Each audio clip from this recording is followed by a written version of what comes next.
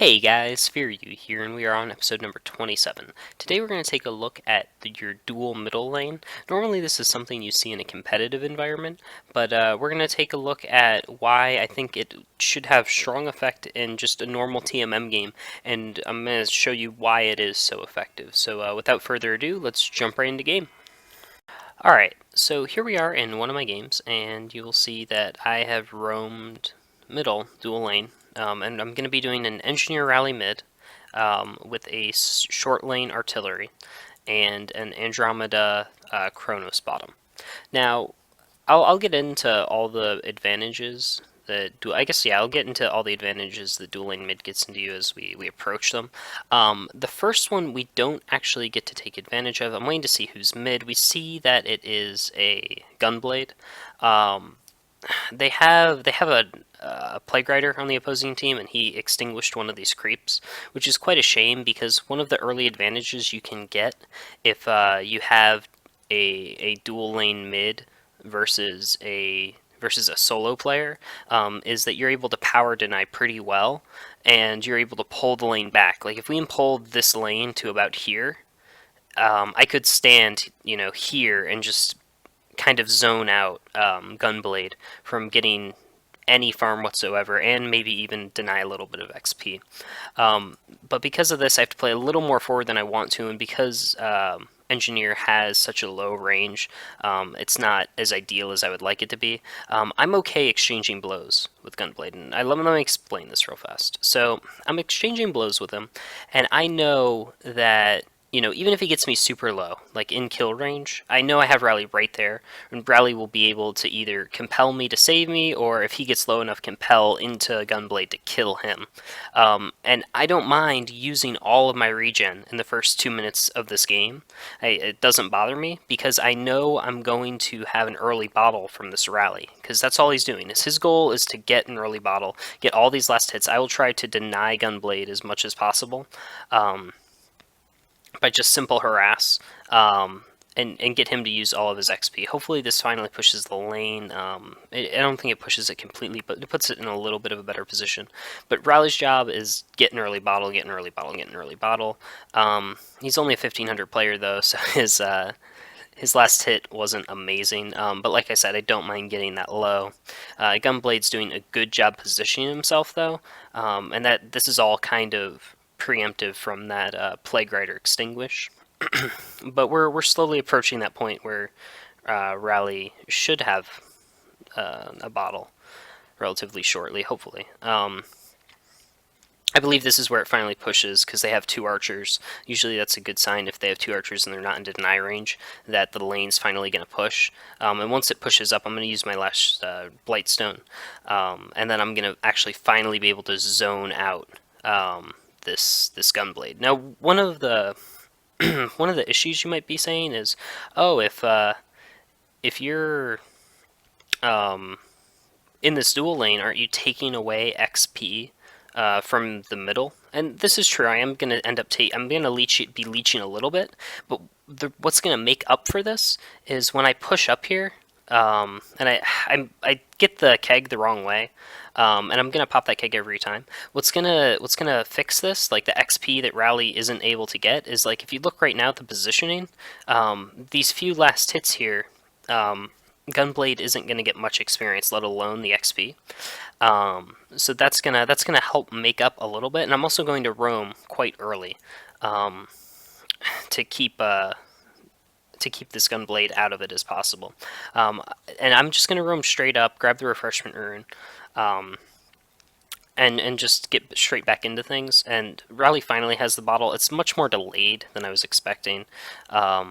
Normally you have it by 2 minutes when you have the solo, but he's going to be able to immediately drink it, and then what's going to happen is I'm going to roam to bottom. He's going to drink it just to fill up, and then I'm going to go get the bottom rune to help him out, and then he's going to have some of that solo experience, and he's going to be at full, and that Gunblade is nearly out of... He still has that health pot, but he's nearly out of regen. So he's going to hopefully trade off. I believe he trades it off. Does he put on the ground? Yeah, okay, he puts on the ground. I'm going to roam. Rally is going to... Rally is going to be here alone with the Gunblade again, and then I'm going to go see what rune we got. It's regen. If it was haste or invis, I might come bottom to help get a gank, but because it's just regen, I'm just on my way back. Easy peasy. And really it just depends what kind of runes you get. Um, and I come back and I give the regen to rally. I'm going to go back to harassing. I land the keg, but not where I want to. I'm not the greatest engineer player at all, as you can see. And I'm just going to roam straight back. And I'm going to try to use this haste to go gank top. Rally has the bottled regen, that's why I don't bottle it. I don't believe anything happens, but this is just the standard of how you play. Nothing to the world. Pretty basic. This is the beginning. And if you look at GPMs right now, because this is what you want to look at, if you look at that Gunblade, he's stuck at 147, and these are very low MMR players. Like this is 1500s, and they're both the same level. That's the key here. Is they're both the same level. And all that's going to happen after this, like this gank I believe fails, like I don't get a kill, and they don't kill me with the haste. But all that happens here is I'm going to roam back after he uses the regen. And what's going to happen is Gunblade is going to end up losing all of his health, and he actually has to go back. So what's going to happen is Riley's going to pop the regen, harass, like just harass, use compel to harass Gunblade, like just compel in and give him a couple auto attacks, back up, and Gunblade's going to lose all of his regen. Then Riley's going to drink the bottle, drink it up, and then I'm going to go camp the 6-minute rune. And you just repeat this process while roaming, depending on what runes you get. And that's the basics of it, and it allows this lane to be pretty much a solid victory. Even with relatively poor play, we didn't do anything spectacular there. So that's just what I want to show you. Now I'm going to open up a different game to show you a different look at a dual lane mid. Okay, so here we are, another game, and I want to show you another look at a dual lane mid, but this time they don't have the ability to, they don't have that deny early from that Plague Rider. So I just wanted to show you what a standard box out looks like when they don't have that early advantage. So same thing, and we're going to find out a Geomancer's mid. They might have thought they had like a solo Tundra mid or a solo Pebble, so they thought the Geomancer would have been a good lineup. And I'm just going to position myself here so Geomancer can't compete for any of this. I'm also going to throw the early harass, and this is something I kind of want to talk about because Aluna's a little bit different from Engineer in this sense. I already know I'm going to get an early bottle, and I'm gonna drink some of that mana. When you have Power Throw, I know I'm going to regen all that mana. There are times to save it for bursts, but typically I use it off cooldown, and unless if I have max mana early on, as long as I'm not pushing the lane. Like you'll notice that Power Throw was specifically not to push the lane and just force the regen use. Aluna's just a little bit different in that way. And I'm just going to harass, making sure I'm not pulling the creeps on accident, and Pebble's power denies. So now this is actually going to pull even farther, which is exactly what we want. He pulls it a little bit too close to the tower. It's not the end of the world, but now, this Geomancer is pretty boned. He's set up in a position where he has no lane, but I make a mistake. I don't recognize that the Engineer switched from the top lane, which is something I need to recognize immediately, and I was pushed too far up. I needed to pay attention, and I need to be ready for that transition, because this is the proper move for them to immediately send someone bottom. And now I'm in quite a pickle, as you can see. I have this Geomancer kind of ready to kill me. Luckily, I'm able to escape, I believe. A really delayed health potion there, but yeah, I believe I'm able to escape from this. But that's actually something I wanted you guys to note, is you need to kind of be aware of that. Be ready for that transition, and if you do push up, just be ready to anticipate that. That could have been really bad. That should have been really bad. I got a good Pebble stun to help me out, and that's just something I want to be aware, you guys to be aware of. And now we're in a standard 2v2 dual lane. And now I'm going to show you guys another look of something different.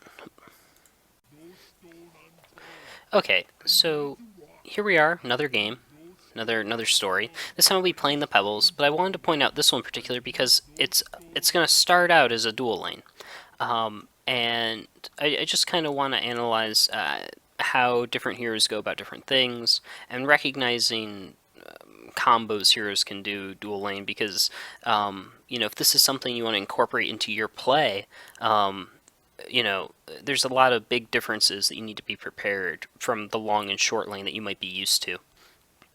And recognizing how both these heroes interact, or how different supports treat the lane can be really important. So Engineer with his keg and Aluna with her throw, they act much differently.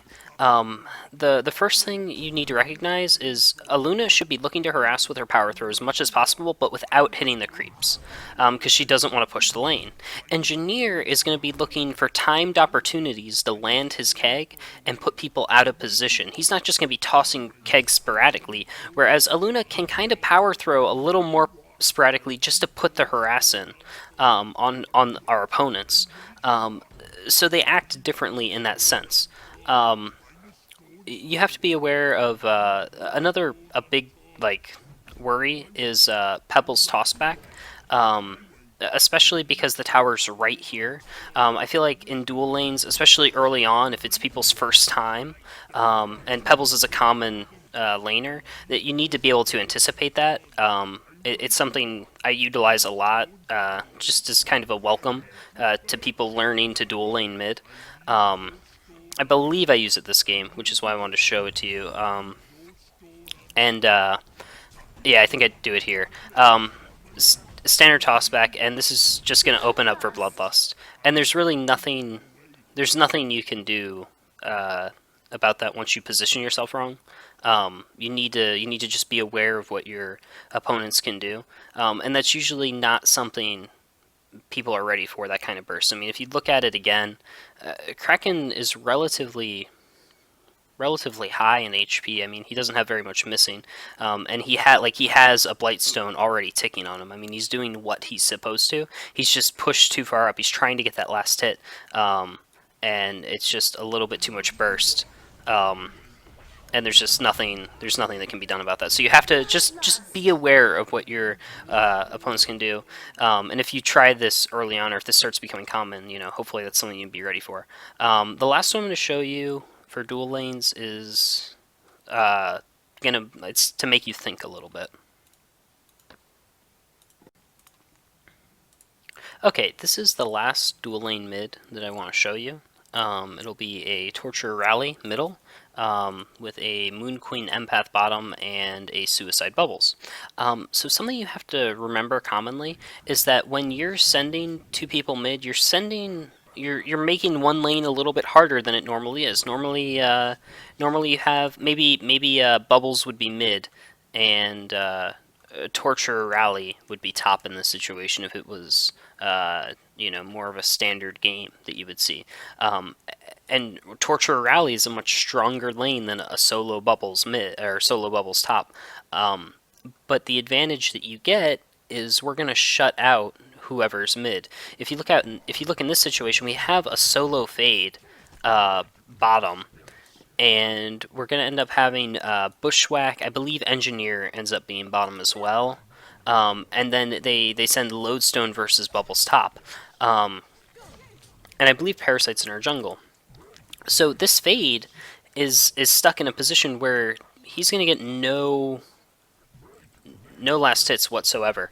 And this is something you have to consider. And the reason I point this out is because what's going to happen is our bottom lane is going to give up a Bloodlust here in a minute. And it's because it's partially from, actually a large amount of it's from misplay, but there's also Parasite in our jungle, so they feel like they have a tri-lane here, and they feel like they're losing bottom. They're crying down here that they're losing bottom, which is fine. I mean, that's something you should call out if you're losing your lane and you need help. That's something you should call for. But what's going to happen is at some point in mid, I'm going to have to make a decision where is winning this lane worth giving up the bottom lane, and that's kind of the decision that you have to make. And you kind of have to analyze that. As soon as a kill occurs, you need to make that decision of, okay, what do we do now? Forget exactly what the minute mark that it occurs at is. It's relatively early into the game, though. But as you can see, this Fade is completely boxed out. He's still level 2. Rally is just absolutely free farming. Like, literally just free farming. Actually, I want to see this from a GPM perspective real fast. Play for a half second. Oh, there's the Bloodlust. Anyway, we'll get back to that in a second. Fade's stuck at 89 GPM right now. Rally is at 318. Like, 318. XP, Fade... Rally is drastically higher than Fade, and I'm just behind. I'm playing Tort here. I'm just behind Fade. Anyway, so back to this. So Fade is relatively gain nothing, and Rally's on free farm mode. So what happens here was Parasite was in a Wild Hunter, and they got a Bloodlust. Actually, I'll go back 2 seconds so you can see it, because it was relative misplay. Moon Queen, I believe, steps up too far for her last hit because she has the short ranged. They land a good Engineer Keg. The wall, Parasite comes out because he was invis the whole time, and the Bloodlust happens. It was a misplay because they were too far up. They should have been ready for the Engineer Keg, but with the Parasite being invis, you know, it's a common mistake. It's not the end of the world. But what happened now was they were crying for a transition, because they were saying, you know, Moon Queen's getting no farm, Moon Queen's getting no farm. Should I come bottom?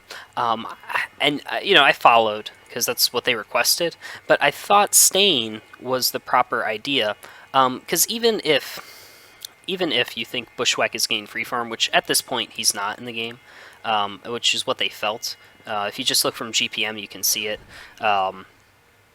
Bushwhack's at 221 in this situation, and while actually Moon Queen did just die. You know, he's nowhere near where this Rally is. And as soon as I leave, Fade is going to be able to compete with Rally. And if I stay mid, I can still maintain that bottle, and when runes appear, you know, at the 4 minute and so on, respectively, I can come in and still attempt to gank. But they asked me to come down and try, you know, try lane, and that's just something you need to keep in common. Sometimes that might be the right play, is to come down, and if a lane's losing, to rotate, and you just have to figure out if that's the transition you want to make. You know, is this lane capable of maintaining some experience in gold farm, or, you know, just overall rank your lanes and figure out, you know, are you winning overall? So that's just some things to think about when you're dual laning mid, trying to figure out if you should transition, trying to pay attention, be ready for people rotating into you, checking if you should rotate bottom, figuring out if you should do that. Hopefully you guys enjoyed this episode, and I will catch you guys next time.